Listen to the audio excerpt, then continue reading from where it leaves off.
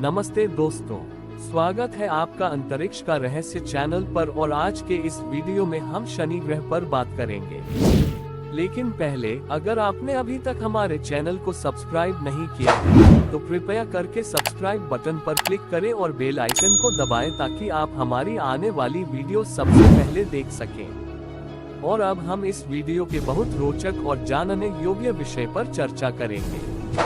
तो बिना किसी देरी के आइए शुरुआत करते हैं। आप शनि ग्रह को लेकर आपका एक्साइटमेंट हमेशा बरकरार रहे तो चलिए अपने अपने बैकपैक करके हमारे साथ शनि की रोमांचक सफर। शनि सोलर सिस्टम का एक ऐसा प्लेनेट है जो अपनी रिंग्स के लिए अपनी सरफेस पर मौजूद बहुत खूबसूरत येलो एंड गोल्डन बैंड्स के लिए खास पहचान रखता है। और फिर किंग ऑफ मून का टाइटल भी तो इसी के पास है, क्योंकि पहले जहां जुपिटर किंग ऑफ मून्स कहलाता था क्योंकि उसके पास 79 चंद्रमा, वहीं अब शनि के पास 82 मून्स है। इस प्लेनेट को हम एशियन टाइम से जानते हैं और इसे अपना यह नाम एग्रीकल्चर एंड वेल्थ के रोमन गॉड सैटर्न से मिला है। और आपको पता है वह जुपिटर के फादर भी थे, तो रोमन लोगों ने वीक के 7th डे का नाम भी इस प्लेनेट के नाम पर ही सैटर्न रखा था, यानी इंग्लिश वर्ड सैटरडे के पीछे सैटर्न का ही कंट्रीब्यूशन है। इंटरेस्टिंग सेटिंग को वर्ल्ड के डिफरेंट कलर्स ने अलग अलग नाम दिए हैं। सैटर्न का एटमॉस्फेयर इसे ब्राउनिश येलो कलर देता है जो वाकई में खूबसूरत लगता है। सैटर्न साइज और मास में सोलर सिस्टम का सेकंड लार्जेस्ट प्लेनेट है। और सोलर सिस्टम का लार्जेस्ट प्लेनेट कौन सा है? जुपिटर। जी हाँ, तो एक तरफ सैटर्न का पड़ोसी है जुपिटर यानी कि बृहस्पति और दूसरी तरफ है यूरेनस। इसका मतलब सैटर्न के दोनों नेबर्स है जुपिटर और यूरेनस। अब सवाल यह है कि सैटर्न एक टेरेस्टेरियल प्लेनेट है या गैस जॉइंट है, आपको क्या लगता है? तो देखिए, टेरेस्टेरियल प्लैनेट्स तो इनर प्लैनेट्स है जिनमें मरकरी, वीनस, अर्थ और मार्स आते हैं। और 4 आउटर प्लैनेट्स में से 2 गैस जॉइंट है, जुपिटर और सैटर्न, और यूरेनस और नेपच्यून आते हैं। हमारी आज की जर्नी एक गैस जॉइंट भी है क्योंकि सैटर्न प्लेनेट भी गैसों से बना है। लगता है ये जर्नी मजेदार होने वाली है, क्योंकि कैसे हम ये जर्नी पूरी करेंगे ये जानना मजेदार होगा। और फिर साइंटिफिक डिस्कवरी के लिए ये प्लेनेट एक बहुत अच्छा सोर्स भी तो है, क्योंकि इस प्लेनेट पर एक्सप्लोर करने के लिए बहुत सी मिस्ट्रीज है जिन्हें सॉल्व करना अभी बाकी है। अभी तक केवल 4 रोबोटिक स्पेसक्राफ्ट है। स्पेसक्राफ्ट ने सैटर्न को लगभग 13 सालों तक स्टडी किया और फिर इस मिशन के कंप्लीशन पर इस स्पेसक्राफ्ट को इंटेंशनली सैटर्न के एटमॉस्फेयर में ही वेपराइज कर दिया गया। अर्थ से दिखने वाले प्लेनेट में सैटर्न सबसे दूर है। इसका अर्थ से डिस्टेंस लगभग 1.2 बिलियन किलोमीटर है। तो इतना दूर होने के बावजूद भी इस प्लेनेट को हम अर्थ से देख सकते हैं, और वह भी बिना किसी टेलीस्कोप के। और अगर एक स्मॉल टेलीस्कोप से भी इसे देखना चाहे तो इसकी मैग्निफिसेंट रिंग्स भी देखी जा सकती है। वो भले ही सैटर्न के पास बहुत सारे यूनिक फीचर्स हो, लेकिन फिर भी सबसे पहले से अपनी रिंग्स के लिए ही जाना जाता है, क्योंकि सैटर्न का नाम सुनते ही हमारी आंखों के सामने इसकी चमचमाती रिंग्स ही आती है, इसलिए तो इसका निकनेम रिंग प्लैनेट है। ऐसा नहीं है कि सिर्फ सैटर्न के पास ही रिंग्स है, क्योंकि और भी प्लेनेट से जो रिंग्स रखते हैं जैसे जुपिटर, यूरेनस और नेपच्यून। लेकिन मोस्ट ब्यूटीफुल और विजिबल रिंग्स का अवार्ड तो सैटर्न ने ही अपने नाम करवा रखा है। इन रिंग्स को साल 1659 में क्रिश्चियन वॉइसेस ने डिस्कवर किया। सैटर्न के फॉर्मेशन 4.5 बिलियन ईयर्स पहले ही हुई, जब पूरा सोलर सिस्टम बना। और लगभग 4 बिलियन साल पहले सैटर्न आउटर सोलर सिस्टम में अपनी कर्व पोजीशन पर सेटल हुआ, जहां से सन से 6 प्लेनेट है। जुपिटर की ही तरह सैटर्न का ज्यादातर हिस्सा भी हाइड्रोजन और हीलियम से ही बना है, और इन 2 कंपोनेंट्स ने ही तो सन को भी बनाया है। सेटिंग को हम हाइड्रोजन और हीलियम की एक कह सकते हैं, और इस गैसों की यानी गैस जॉइंट पर जुपिटर की ही तरफ बैंक्स है, लेकिन ये जुपिटर से काफी हल्की है। और इन बैंक्स में से कुछ ऐसे हैं जहां बहुत बड़े स्टोर्स यानी कि तूफान आते हैं। ये स्टोन्स इतने बड़े होते हैं कि इन्हें अर्थ से टेलीस्कोप के जरिए देखा जा सकता है, और इन्हें व्हाइट स्पॉट्स भी कहा जाता है।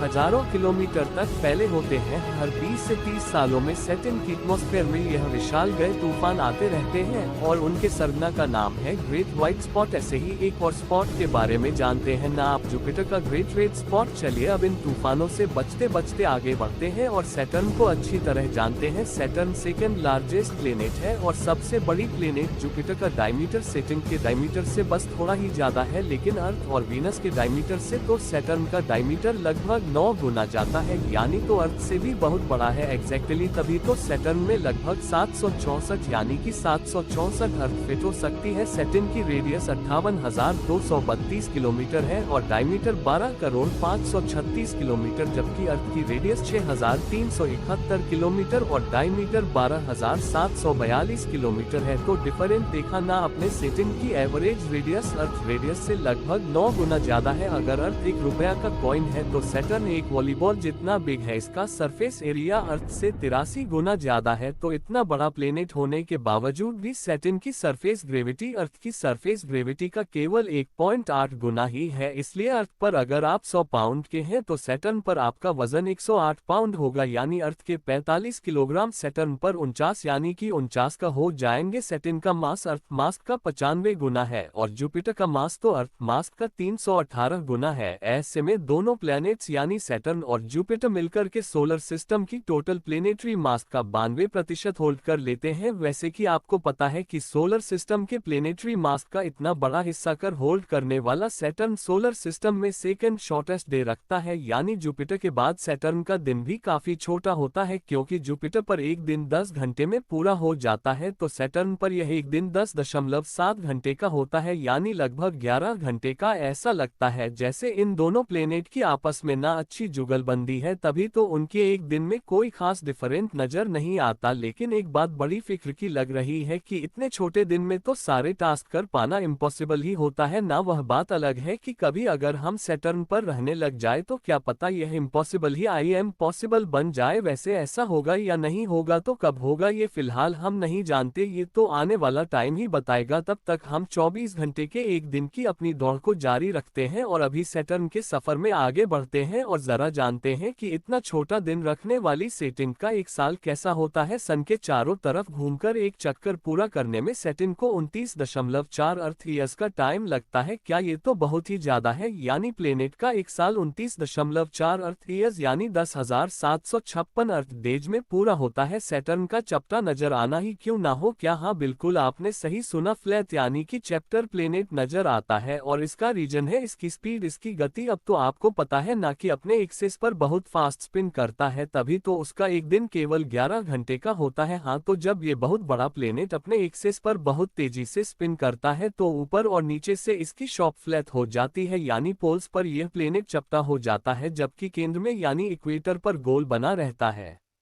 अगर आपको यह वीडियो पसंद आता है तो लाइक करें और अपने दोस्त